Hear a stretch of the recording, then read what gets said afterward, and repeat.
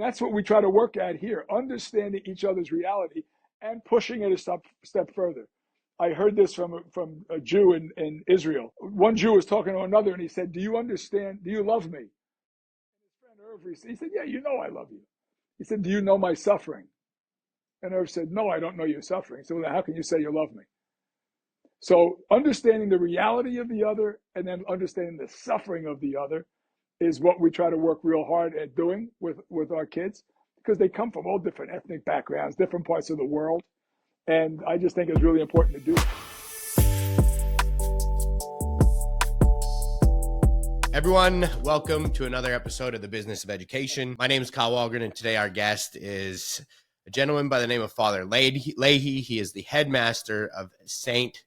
Benedict's Prep School in Newark, New Jersey.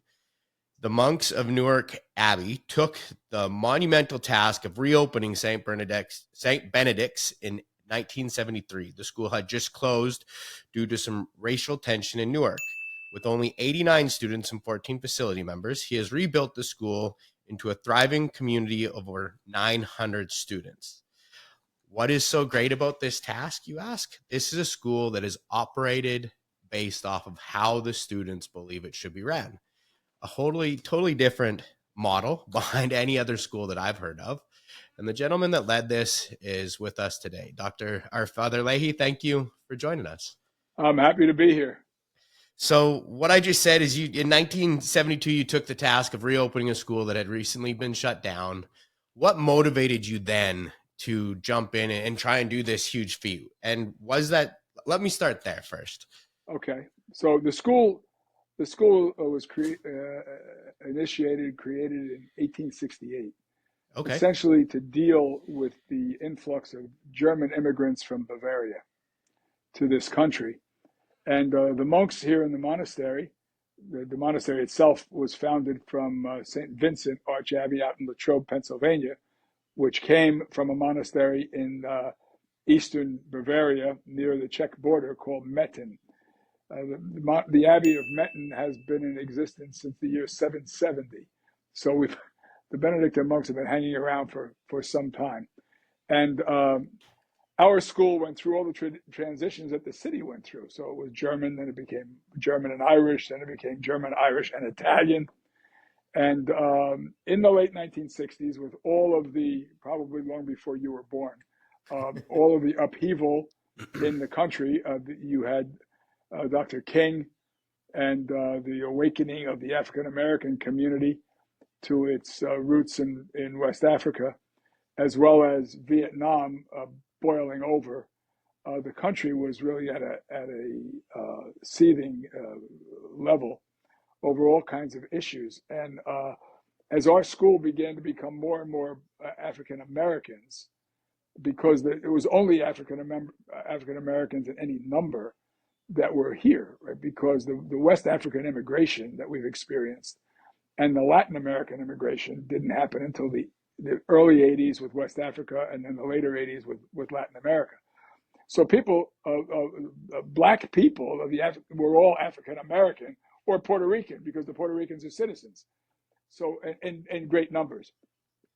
So as the school became more and more African American, the old racism raised its head, and with the complaint that, the standards are dropping, which wasn't true, and it wasn't said about any other ethnic group that moved through except people who were African American.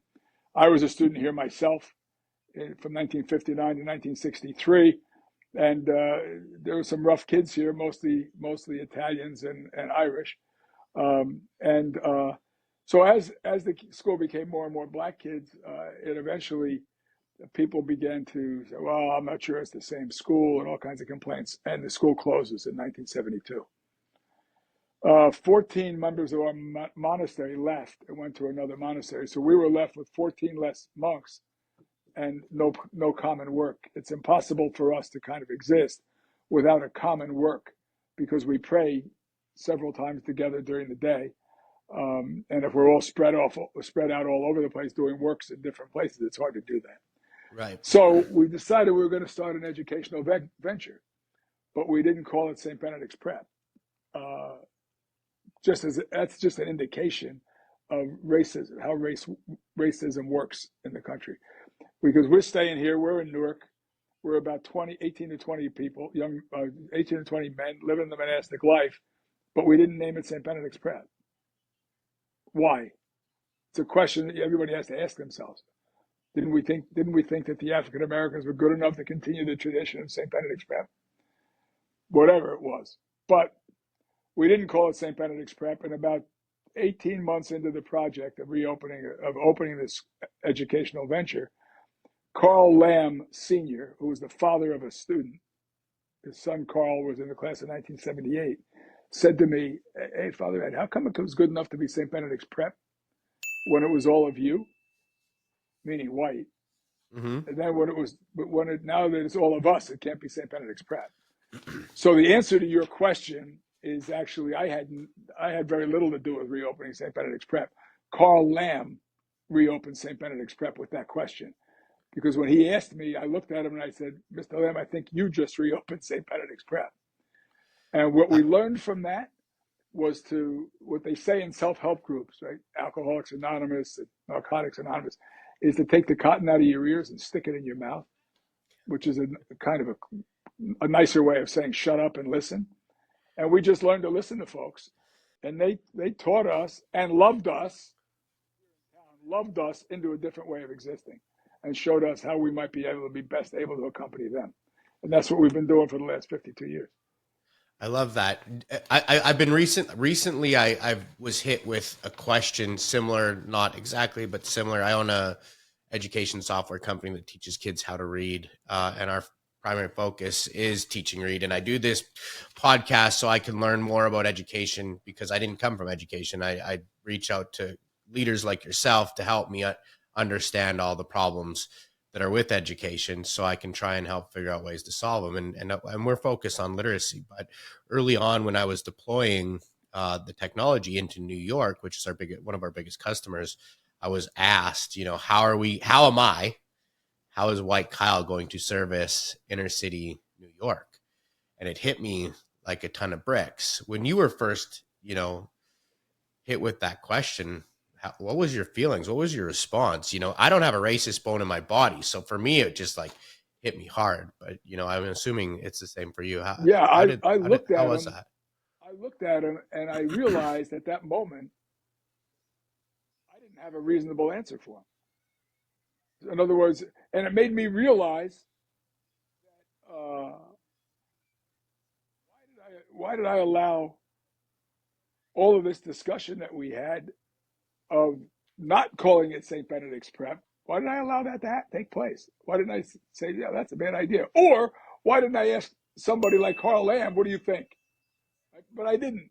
So when he asked me, I was like stunned, and I said, I think you just reopened it. If that's what you and other people like you want. Obviously, what it was, they wanted it. But I think you just reopened St. Benedict's Prep. But I learned a lot from that of to be attentive to the people that we're trying to serve. So I heard this once at a meeting. I accompanied a friend of mine to an AA meeting, and somebody said in the meeting in response to another person, they said, "Listen, I got sober. I didn't get stupid." Right. So just because people are poor doesn't mean that they don't know what they need and what they want and don't have thoughts about that. So learning how to listen to folks was really, and I was only 26 years old at the time, so it really taught me early on to pay careful attention to what people were asking for and what their responses were to certain situations that I unwittingly allowed to happen. Right. Right. You said something there that just because people are poor don't know what they want or what they need. I think, I grew up poor. And I think maybe this, and I've never thought about this before until just now, but maybe being poor actually has you closer in touch with what you actually need. Yep. Because when you come from a life of plenty, you really don't know what you need to have to survive. So you're probably a lot closer to that and have a stronger vision on that. The school itself is operated totally differently. For our audience, give us some insight on how you manage and operate your school, because it's a different model 100%. So in the early 1970s, experiential education was hot. Everybody in education was talking about it. And one of the big questions was, okay, it seems like it's a good idea, but how do you assess it? How do you know if you're operating on experiential education? How do you assess what the students are learning and how well they're learning, and therefore how well are you communicating the experiences? So we did things like in those very first years, we wanted to do things about the history of the city of Newark. And to do that, we wanted to take the kids out of the building to go to different places in the city to get a sense of Newark is the third oldest city in the country, Oh, built on the wow. Passaic River. So we wanted to take them out of the building, but some of the adults said, wait a minute, I can't go out with this particular student because if he goes out, he's liable to steal something or start a fight. I mean, we had some really rough guys back in those early years like that. So in the end, we did another project in the court system, the municipal courts, the superior courts, the federal courts. So it turns out in the end of all these projects we wanted to go on, there were 12 guys that everybody was reluctant to take on their projects.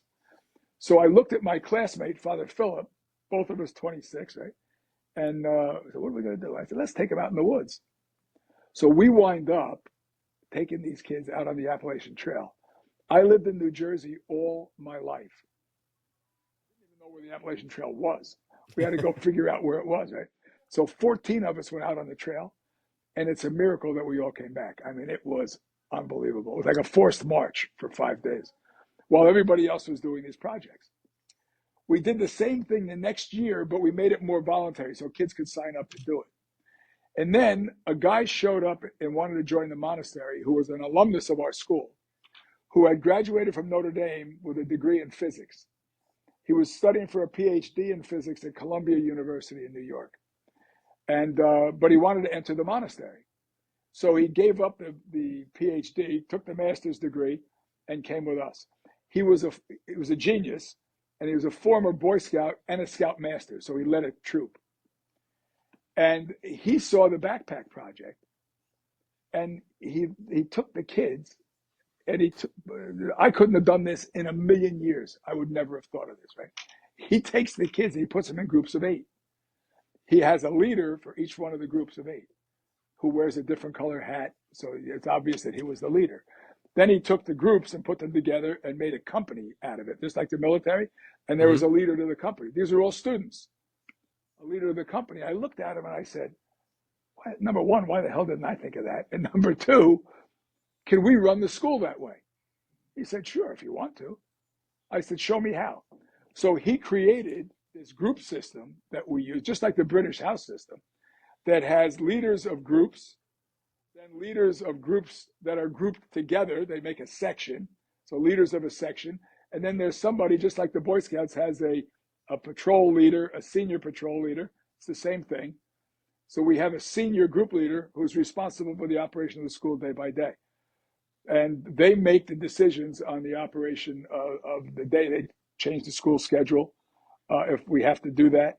The rule is, if they're going to make a decision without adult help and support, they had better be right.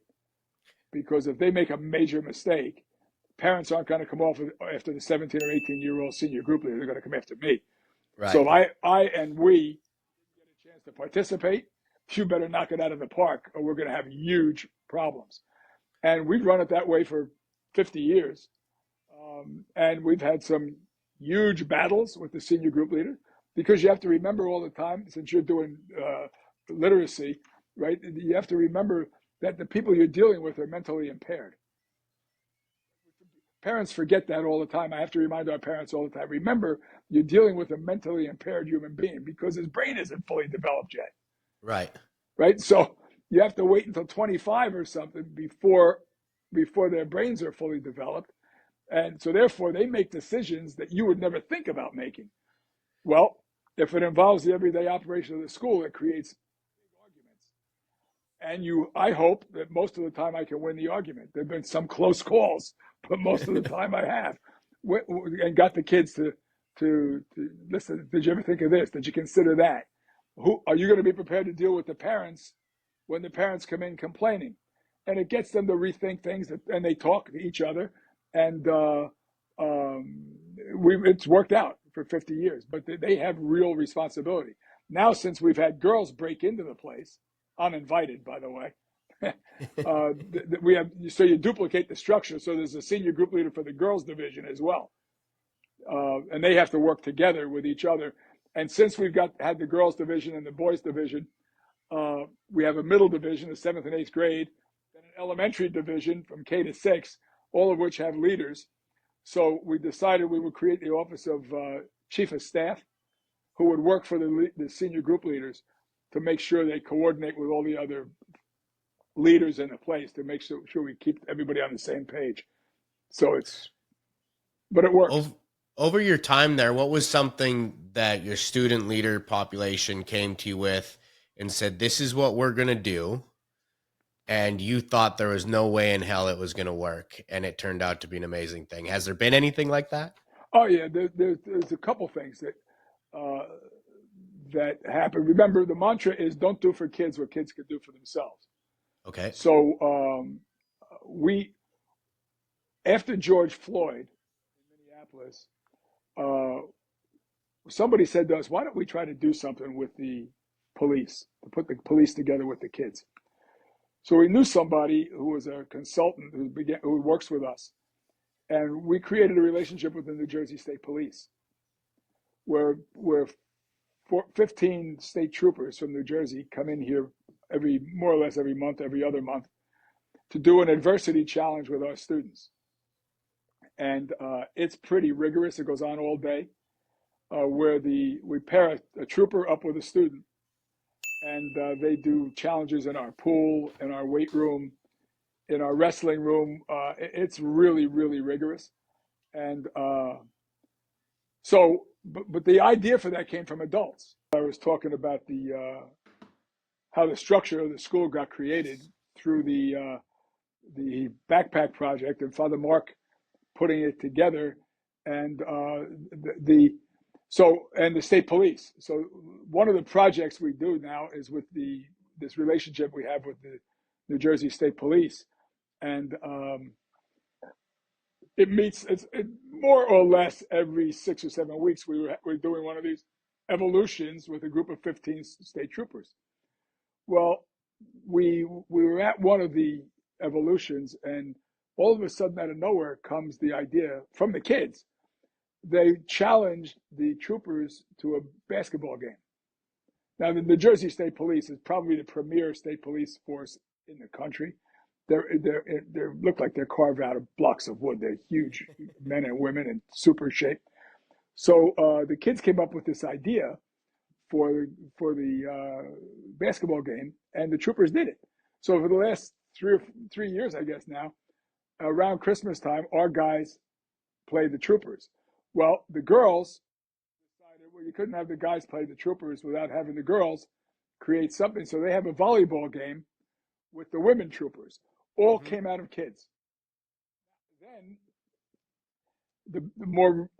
also recently, we were a school in the high school level from grades 9 to 12 that was single sex, all boys. Right. 2 schools closed within a 3-mile radius of us here in Newark, both faith-based schools for girls. And I had nothing to do with any of this. The girls from the one school, 8 girls from the one school, met with our leaders and created the idea for a girls' division at St. Benedict's Prep. No adult had anything to do with it. It was all done by kids. Oh, wow. And to make a long story short, these girls drove that agenda so hard that it was impossible to say no to them. So these 17 and 18-year-old girls, in combination with our guys, created a girls division that today has 200 girls in it, and with all kinds of activities that go on. And all done by students, six of whom, Kyle, six of the eight girls were seniors when their school closed. So they could have walked off, gone to college, not even looked back. Right. But they did not do that. They were concerned about the kids coming behind them, and they created this girls division with no plans on our part, no money to do it, and no space. But the pandemic happened. We went virtual. We had several months to figure out how to do it. Once they drove it so hard that we did it, but it was all kids, all kids. That's amazing. God speaks in mysterious ways sometimes, and pulls it out of people that they might not necessarily believe they have, and I truly believe that 100%. What do you think, and is there any data, like what percentage, where my mind's going is you're building all these leaders every day within class, what percentage of your school population, and if you don't know the answer to this, I totally understand, go on to start their own businesses or go into management positions? I just feel like you would leave that scenario with so much more education on life than just books. Yeah, we have a lot of guys. Remember, we have way more experience with guys than girls, right? So we Right. have 4 or 5 years experience with the girls, but guys in all kinds of um, circumstances, from law firms to medical practices to special ops guys in our military, all of whom wind up in leadership roles in those circumstances, to guys who are entrepreneurs, right? Who'll start their own business of one kind or another. Right. Some guys go to college, get their degree, and start construction operations. So yeah, what we try to create is this sense of confidence, the ability to make decisions, reasonable and good decisions under pressure quickly, right? So that that's what the whole structure of the place is built on. So we do a lot of adversity challenges in our experiential education, and then try to push the academic component hard so that you have to work under pressure. And then one of the things that we see, it'd be interesting with your reading work, is what most of what we see is academic underachievement has nothing to do with intellect, with cognitive powers, has to do with emotional noise that so many of these kids suffer from, right? And because of an absent parent, because of unresolved grief issues, because of substance abuse by somebody that they love, because of abuse of themselves, physical, emotional, sexual abuse that kids have endured. Well, that gets in your way of the academic venture. So we have a pretty sophisticated, not guidance office, but a counseling center staffed by clinical psychologists and counselors. So a lot of our kids avail themselves of that, as well as the groups that we run. So we'll run groups around topics like kids call themselves unknown sons, guys who have no idea who their fathers are, or guys who have fathers living in the house with them but who are unavailable to them emotionally, right? And you find as you begin to mitigate those feelings, those angers, that watch grades go up like a thermometer in July. And a lot of schools aren't paying attention to that, right? So they're assessing the intellectual effort, but not paying attention to the heart. And the heart is what's driving or getting in the way of the intellectual effort. I agree with that 100%. Yep. That makes so much sense.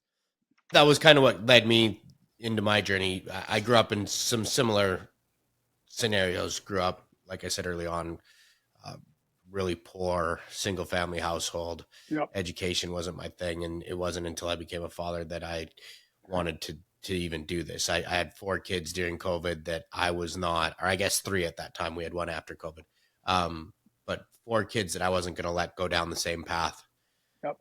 I went down, and that's what got me into education. I would have told you before this call that I would never, ever, ever have anything to do with education. I was content building companies, but I just had this calling that I needed to fix this problem. And it was in reading, but my reading journey had a lot to do with the things that you were just mentioning.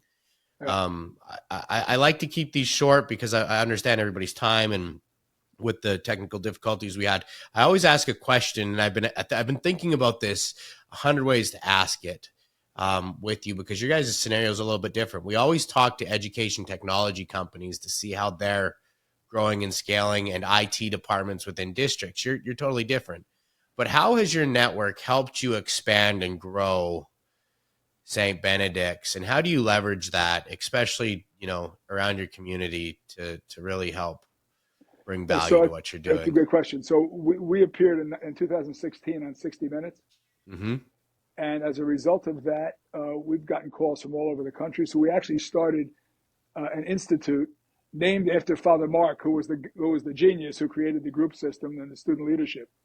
And that institute responds to inquiries from around the country that we get about people being interested. Well, how do you do it?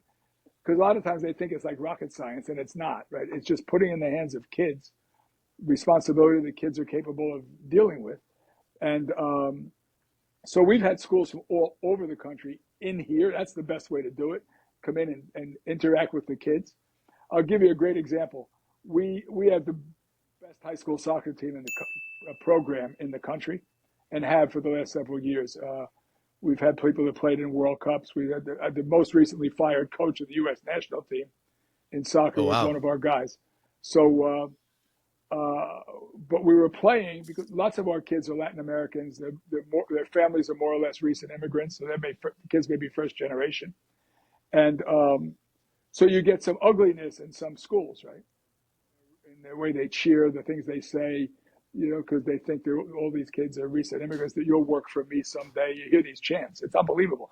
And you hear it among Catholic schools sometimes. That's what's Really? interesting. Oh, yeah. Oh, yeah. So we had a relationship with a school that would turn really ugly. And the president of that school, who's a great guy, and we got in touch, and he said, let's put the kids together. So we've used the Father Mark Payne Institute and worked with this school, and now their kids are up here, our kids are down there. The relationship in soccer is completely different because of our ability through the institute to reach out to other folks, and other folks being open, obviously, to receiving it. And we run a workshop once a year where people from around the country come in, and they can interact with the kids. We try to do nothing simply on the adult level, but let the adults meet the kids Mm-hmm. and see how it gets done in the everyday, because it almost seems unreal to a lot of adults who are in traditional type schools, because all of the power and all of the decision making is rests in the adults, right? And not even in all of the adults, it rests in the chief administrators. So it's a real top down operation, which I don't think serves best for the kids that we deal with in urban America. It probably doesn't serve well for people in rural America either. But I was about to say that I don't think it serves well anywhere, the top-down approach, but yeah, continue on. and trying to get what we work at is trying to get people to understand the other person's reality. I remember a time several years ago. I was in western Kansas, in Gove County, Kansas, with a guy that I had met who ran a huge feedlot and was feeding several hundred heads of cattle to take to market. And in order to feed them, he had acres and acres and acres of milo, wheat, corn, and everything.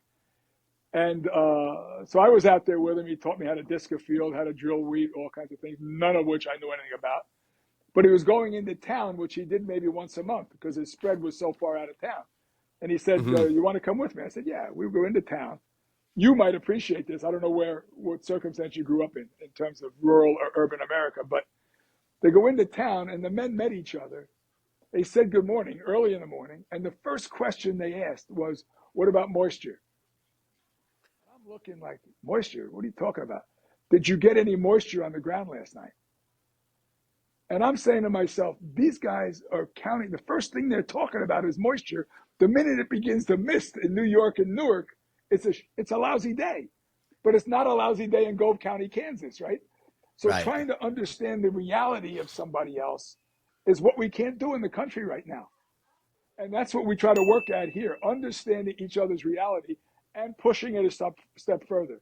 I heard this from a Jew in Israel, and one Jew was talking to another, and he said, "Do you understand? Do you love me?" He said, "Yeah, you know I love you." He said, "Do you know my suffering?" And Irv said, "No, I don't know your suffering. So how can you say you love me?" So understanding the reality of the other and then understanding the suffering of the other is what we try to work real hard at doing with our kids, because they come from all different ethnic backgrounds, different parts of the Right. world. And I just think it's really important to do that. But I learned that when those men said moisture, and my ears went up. I said, "What the heck? Who says that the first thing in the morning?" That's probably, out of all the podcasts that I've done, this is probably one of my favorite things I've ever had anybody say, simply because when I built Edsoma, the chaos that was going on, I felt like if we could just understand somebody else's problems, this hate and division would Yep. not exist. Yep. And if we could give kids the basic functionality to be able to go read and learn and ask questions Yep. about why somebody else was in that problem, that we can make the world a better place. And what you said aligns with what my mission is behind Edsoma and my company. Like, it gave me goosebumps listening to you say it. So thank you so much, because I feel like that's so important, is just understanding where somebody else is coming from brings so much clarity. And it's a question we don't ever ask. Why is somebody mad? My son's, 11. My oldest son's 11, and we're trying to understand him becoming a young man and maturing in puberty, and but I had to really step back and ask, like, where is this emotion coming from? Today, because it's not that he's being bad or trying to. He's trying to express emotions in a way that he doesn't understand how Correct. to express, and Yep. we look at it wrong, and I think that the whole world does this. So Father Leahy, I appreciate your time. I'd love to visit with you again in the future. I actually Anytime. grew up, my elementary school was St. Bernadette in Calgary, Alberta. So that's where I started my education career. So I grew up going to Catholic school, and then moved to Canada, or to the US later on. It's great being with you, and anytime. Always happy to talk about these things. And I appreciate your work, and I'm grateful. I'm really grateful for this opportunity. Thanks. Thank you. I appreciate it. I'm going to ask something I've never done before, but would you maybe pray us out? Sure. Let us pray. Lord, we're grateful for the gift of life, for those who have transmitted life to us, our parents, our grandparents, those that we've known, those that we've never met, that lead in a long line back to you and to your heart. Give us courage. We may always announce your good news, that you love us just the way we are, in our shortcomings, in our sufferings, in our sins, that you love us, and give us the courage to announce that to somebody that we meet today, that somebody else may come to know you through us. Keep us always in the palm of your hands and near your heart, and give us a double portion of your spirit, that we might do what you want and not simply what we want. We ask this always in your matchless name. Amen. Amen. Thanks, Thank you, Kyle. Father. You're Thank you great. so much. Thank you. Have a great day. Stay in touch. Be well. I will.